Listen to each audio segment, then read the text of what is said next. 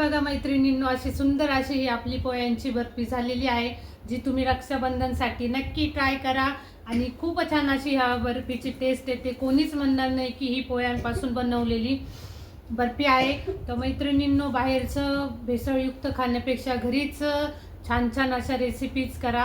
आणि त्या रेसिपीज मी तुम्हाला शेअर करतच असते. तर त्याआधी माझ्या चॅनलला लाईक करा, सबस्क्राईब करा आणि शेअर करा. मी तुम्हाला एक बर्फी यातली तोडून दाखवते. खूप सुंदर अशी ही बर्फी झालेली आहे. हे बघा, तुम्ही बघू शकता. एकदम छान असं तिचं टेक्स्चर जे आहे ते झालेलं आहे. एकदम दुकानातल्या बर्फीसारखी ही लागते. आणि तुम्ही यामध्ये कुठली आपण भेसळ तर करणारच नाही, घरच्यांना खायचे म्हणून.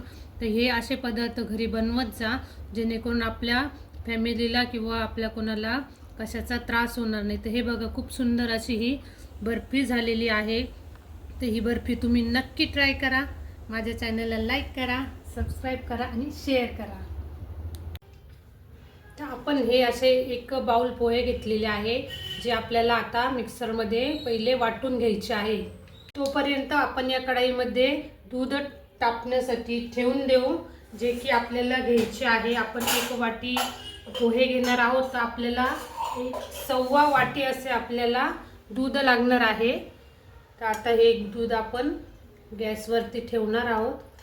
हे बघा, 1 वाटी आणि थोडेसे दूध वरती, कारण पोहे जे आहे ते दुधाला ॲब्झॉर्ब करून घेतात. आणि आपण आता गॅस चालू करून घेणार आहोत आणि यामध्ये ॲड करणार आहोत. आता आपण 1 वाटी पोहे घेणार आहोत, तर आपल्याला 1 वाटी किंवा तुम्हाला जसं गोड कमी जास्त करता येईल तसं, पण मी 1 वाटी थोडीशी कमी अशी साखर यामध्ये घालणार आहे.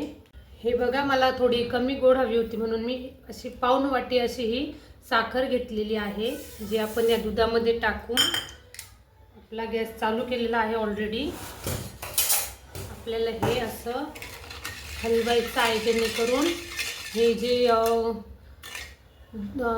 साखरेमध्ये काय होतं बरं, शेंगदाण्याचं साल. साखर निवडून घेत जा मैत्रिणींनो, कचरा असतो त्यामध्ये. आता जसं यामध्ये शेंगदाणा साल निघालं. तर हे बघा, आपल्याला असं हे व्यवस्थित असं गरम करून घ्यायचं आहे. तोपर्यंत मी एक साईडला पोहे जे आहे ते बारीक करून घेणार आहे. तर हे दूध आपल्याला असे हलवून साखर मेल्ट करून घ्यायची आहे. तर मैत्रिणींनो, बाहेरचं जे आपण खातो त्यापेक्षा कधी पण घरचंच अन्न हे चांगलं असतं. ठीक आहे, मी पण एक महिला आहे, मला पण बाहेरचं खाण्याला खूप आवडतं, पण मी कंट्रोल करते त्या गोष्टी. कधीमध्ये ठीक आहे, पण मग काही अशा लेडीज असतात, काही फॅमिली अशा असतात ज्या आठवड्यातून 3-4 वेळेस हॉटेलिंग किंवा बाहेरचं खाणं, बऱ्याच गोष्टी खात असतात. तर ते आपल्या तब्येतीसाठी अजिबात चांगलं नाही आहे. थोडी टेस्ट म्हणून तुम्ही खाऊ शकतात आहात, पण कमी खाणंच खूप गरजेचं आहे. हे बघा, आपली ही साखर मेल्ट होईपर्यंत आपल्याला असं हे हलवायचंच आहे. आपलं दूध हे गरम होत आहे तोपर्यंत हे बघा, मी काय खाऊ आणलेला आहे. माझा आवडता खाऊ आहे, मी आधीच्या व्हिडिओमध्ये तुम्हाला सांगितलेला आहे. आणि हा खाऊ मला खूप आवडतो, लहानपणापासूनच आवडतो. गोडीशेव आहे ही. कोणाकोणाला गोडीशेव आवडते त्यांनी कमेंट नक्की करा. तर ही गोडीशेव जी आहे ही माझ्या इथे क्वचितच दुकानांमध्ये मिळते. तर मी ही जेव्हा भेटेल तेव्हा घेऊन येत असते. आणि माझी आई येताना माझ्यासाठी आठवणीने गोडीशेव हा खाऊ घेऊन येत असते बरं का, अजूनही. तर ही अशी गोडीशेव मला खूप आवडती, चांगली लागते टेस्टला. तुम्ही पण ट्राय करा, नसेल खाल्लेली तर, पण शक्यतो सगळ्यांनी खाल्लेलीच असेल. छान अशी गावाकडे तर भरपूर गोडीशेव मिळत असते, सिटीमध्ये थोडा प्रॉब्लेम होतो. हा एवढा असा पसारा मी इथे किचनवरती घालून ठेवलेला आहे. रेसिपी म्हटलं की पसारा हा होतोच, पण हरकत नाही, काही गोष्टी बनवण्यासाठी झालेला पसारा हा चांगलाच असतो. तर हे दूध आपले असे गरम होत आहे. आणि हे बघा, हे मी पोहे बारीक करून घेतलेले आहे. 1 वाटी पोहे बारीक केल्यानंतर 1/2 वाटी असे झालेले आहे. आपले दूध हे असे गरम झालेले आहे. आता त्यामध्ये आपण घालणार आहोत हे पोहे जे आपण बारीक केलेले आहे.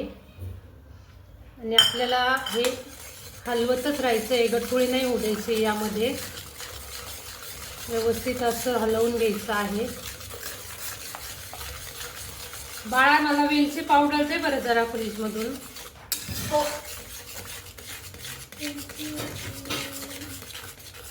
हे बघा, हे आपल्याला असं हलवतच राहायचं आहे.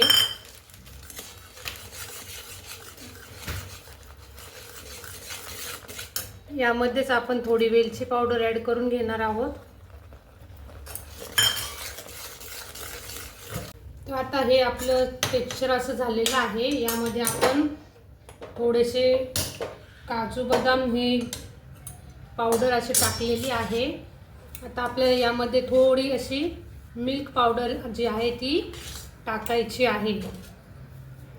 मिल्क पावडरने एक खव्याची टेस्ट येत असते बर्फीला. तुमच्याकडे नसेल तर तुम्ही नाही टाकले तरी चालेल. 2 चमचे आपण यामध्ये मिल्क पावडर टाकून घेणार आहोत. आणि हे व्यवस्थित आपल्याला आता हलवून घ्यायचे आहे. यामध्ये आता आपण टाकणार आहोत 2 चमचे गावठी तूप. गावठी तुपाने जी टेस्ट आहे बर्फीला, एका म्हणजे स्वीटला तुपाने ही खूप छान टेस्ट येत असते. तर आपण यामध्ये 2 चमचा गावठी तूप घालून घेणार आहोत. हे बघा, खूप छान असा स्मेल येत आहे. खूप सुंदर अशी ही बर्फी लागते. आणि खूप घरातल्याच पदार्थांनी, ठीक आहे मिल्क पावडर आपण बाहेरून आणतो, पण बाहेरचं जे असतं त्या भेसळीपेक्षा तर निदान घरामध्ये केलेलं पदार्थ हे नेहमीच चांगले असतात. हे बघा, आता हे असं व्यवस्थित असं मी हलवणार आहे, कारण ही स्टीलची कढई आहे. असं छान असं हे आपल्याला करून घ्यायचं आहे. हे बघा, खूपच सुंदर असं हे बनलेलं आहे आणि याचा स्मेल तर खूपच छान येत आहे. आता आपण गॅस बंद करणार आहोत. तोपर्यंत आपण एका डिशला असं हे तूप जे आहे ते लावून घेणार आहोत. आणि त्यामध्ये आपल्याला हे मिश्रण जे आहे हे काढून घ्यायचं आहे. हे बघा, असं काढल्यानंतर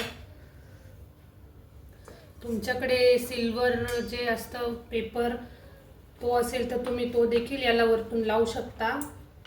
माझ्याकडे नाही येतो. आणि ही व्यवस्थित आपल्याला अशी थापून घ्यायची आहे. खूप सुंदर अशी ही बर्फी बनत असते आणि टेस्ट तर खूपच छान लागते.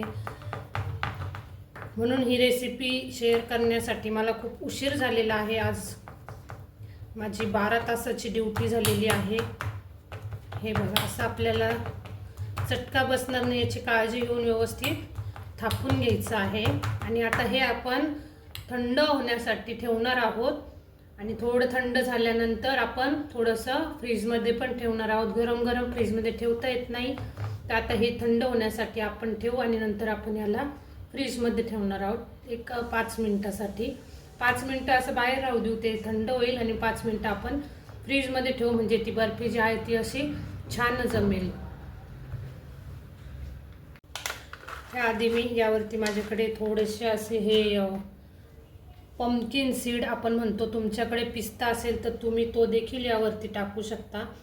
ड्रायफ्रूट आपण ऑलरेडी यामध्ये टाकलेलेच आहे, त्यामुळे वरतून ड्रायफ्रूट टाकायची गरज नाही. तर आपण हे पंपकिन सीड्स जे आहे ते किंवा पिस्ता टाकून घेणार आहोत. आणि आता हे ठेवणार आहोत आपण सेट होण्यासाठी.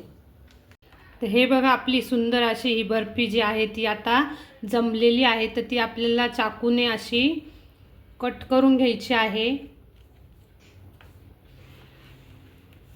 आणि तुम्हाला हवा तो शेप तुम्ही याला देऊ शकता. हे बघा, आपली बर्फी ही खूप छान अशी जमलेली आहे आणि हिची टेस्ट देखील खूप छान अशी झालेली आहे. ही बर्फी खाल्ली तर तुम्ही बाहेरून कधीच बर्फी विकत आणणार नाही, घरीच बनवून खाल.